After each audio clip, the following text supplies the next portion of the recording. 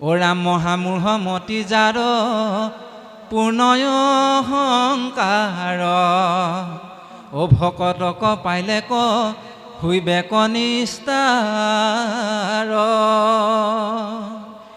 যিমান অহংকাৰেৰে পৰিপূৰ্ণ এজন ব্যক্তি হওক তেওঁক দৈৱ পক্ষে যদি এজন ভকতৰ সং পায় তথাপিতো তেওঁ কিন্তু নিস্তাৰ হৈ যায় বুলি কৈছে। ভকতৰ ইমান মহিমা।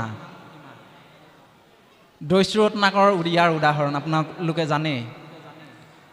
নাৰদৰ নিচিনা এজন পৰম ভকতৰ সংগ পায় দস্যু নিচিনা এজন ৰত্নাকৰ নিচিনা এজন দস্যু ৰামায়ণ লিখিব পৰা এজন বাল্মীকি হ'ব পাৰিছে? কম আচৰিত কথা। ভকতৰ ইমান মহিমা।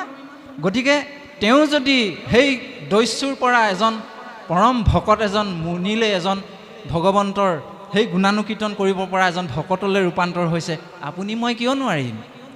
আমাৰ সতি সন্তানসকলক কিয় আমি কৰিব নোৱাৰিম? নিশ্চয় পাৰিম। ইয়াৰ এটাই মানে আমাৰ হাথিয়া আছে, সেই হাথিয়াটোৱে হৈছে সৎসংগ ভকতৰ ওচৰলৈ আমি আনিব লাগিব।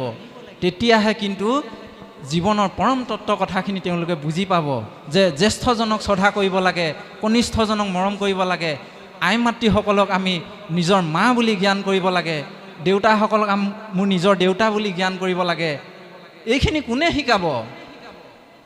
কেৱল মাত্ৰ সৎসংগ ভকতৰ ওচৰতহে পায়। সেইকাৰণে ইয়াকে কৈছে অমূল্য ৰত্ন। এই অমূল্য ৰত্ন গোটাবলৈ আমি কিন্তু এনেধৰণে ভকতৰ সং পালে আহিবই লাগে। কেতিয়াও আমি নহাকৈ থাকিব নালাগে।